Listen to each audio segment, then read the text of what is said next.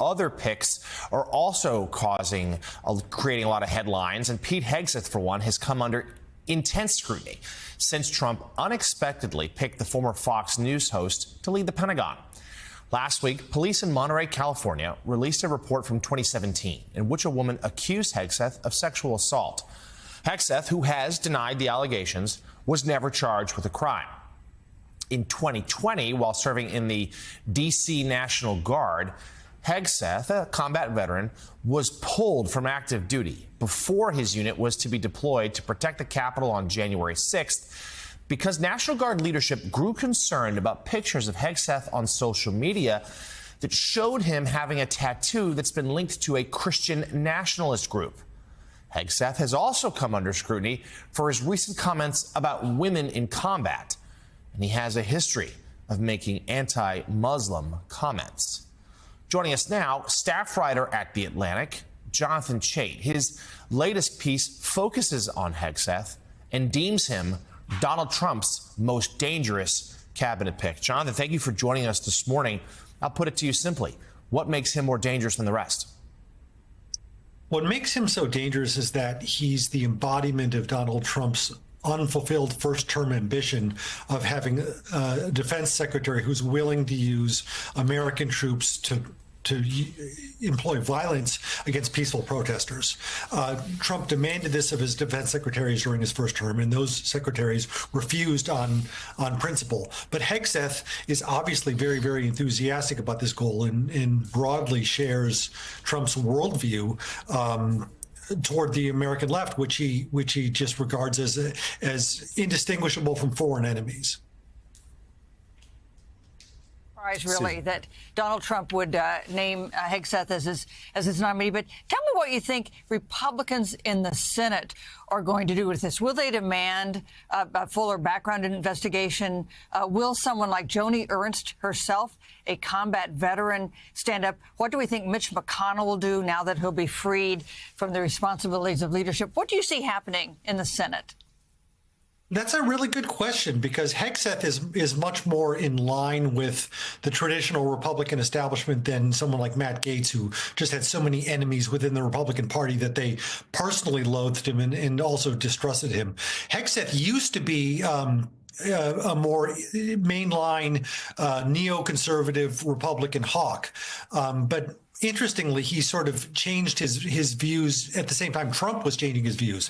Hegseth went from someone who was attacking Democrats for betraying the country in Iraq to someone who shared Trump's belief that the Iraq War had been a mistake. But he just became even more intensely partisan in his thinking and has held on to this belief that the Democrats are a threat to America and have to be suppressed. I think this view really comes through clearly if you pay close attention to what he's written in his past 3 books, which is what I did to ground myself in this article.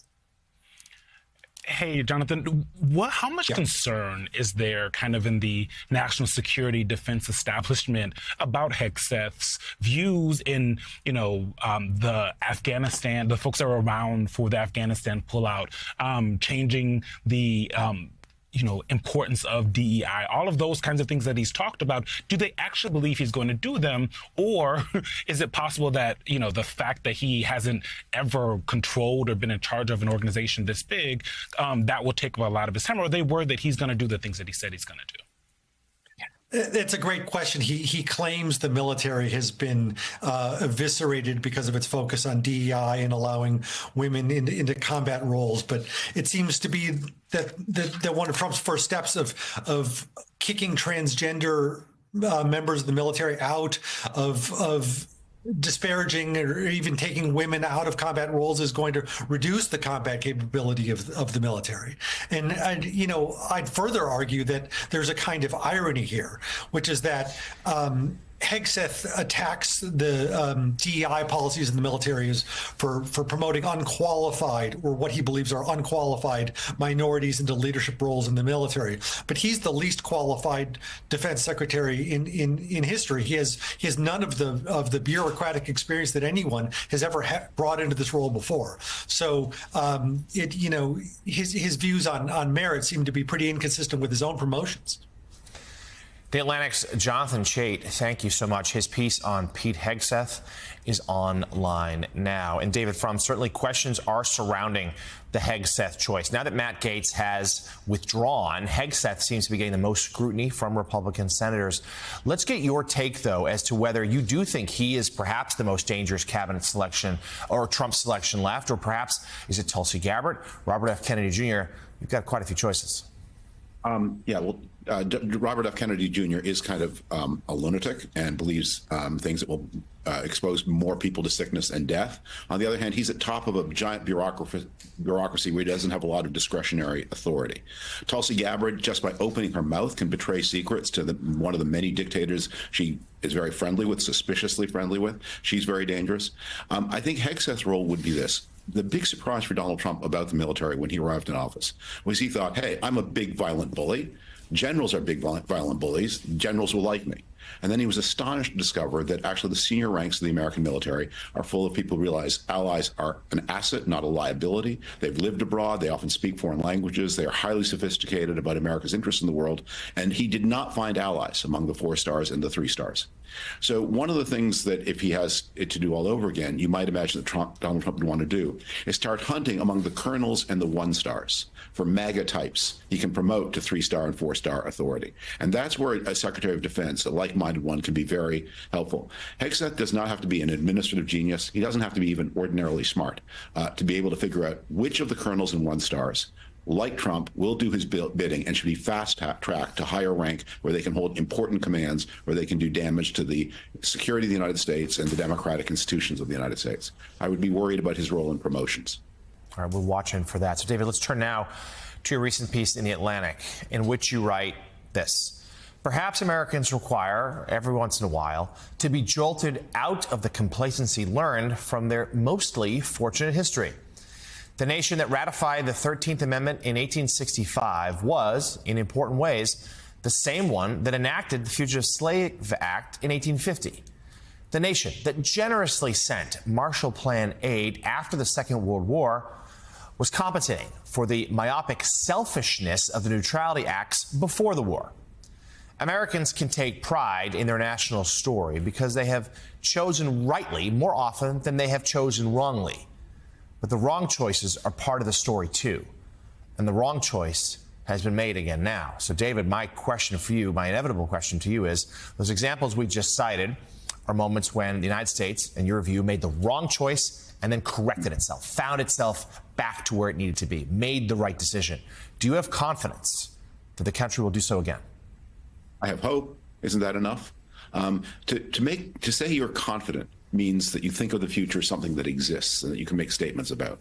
I think those people in the United States who were born after the Great Depression, the Second World War, who grew up in the years when the country became more democratic and the years of civil rights and the inclusion of women and the extraordinary prosperity after the war, have lived an amazingly fortunate story, maybe the most fortunate story of any human beings in the history of the human race. So there's a kind of tendency to think that's the way it always has to be, and to not understand there are forks in the road where important decisions were made or not made. We have to get back onto the right track. Nothing is promised and nothing is guaranteed. But maybe, I know a lot of people who watch networks like this one are kind of demoralized right now. Maybe the way to think about this is to say, along with whatever you feel about the path the country's on, you personally have also been given an opportunity to be an important part of American history and to be part of the story of pulling the country back onto the path it needs to be on in the way that people before you have had. When I talk to youth groups, I often say, just be grateful to be alive at a time when your country needs you, because it needs you now. The Atlantic's David Frum, thank you very much. We'll be reading his new piece online now. And Susan Page, let's ask you, do you agree with David that the national story here is one of eventually making the right decision? And do you think it will again? Well, absolutely. I mean, our nation has made a series of decisions that don't stand up to the witness of history, but then done things that are exactly right and that we're proud of and that we say is what makes us Americans. But I am struck, I think, by the discouragement that you see among Democrats and those who opposed Donald Trump now. The contrast with 2016 is so striking. Then we had all these protests going on and declarations of defiance and the Women's March. And now you find, I think, people who did not vote for Donald Trump for president. It's not clear to me what their reaction is. I think you see a kind of retreat from the public debate, at least for a while. And so that is one of the big challenges, it seems to me, we're going to face as a nation, and the Trump opposition will face, which is how to engage people in a productive way about the course forward. Now, it's possible that Donald Trump will help. He may do. He was elected for some reasons, including concern about the economy and chaos in the world. But he was not elected for some of the things he says he's going to do, and that may give his opponents a toehold. But this does seem like a sort of dispirited moment, I think, for those who did not support him. You could not agree more, Susan. That's a conversation I've had with a lot of people in the last couple of weeks. People are depressed. They're dispirited. What could jolt them? The answer, many have said to me, would be if he does follow through with the mass deportations plan, if people are pulled from their home, neighbors, friends are suddenly taken from their homes and being sent over, out of this country, that might be the moment that sparks the protests again. We shall have to see in the weeks ahead. That was a really important conversation. My gratitude to all involved. It's time now.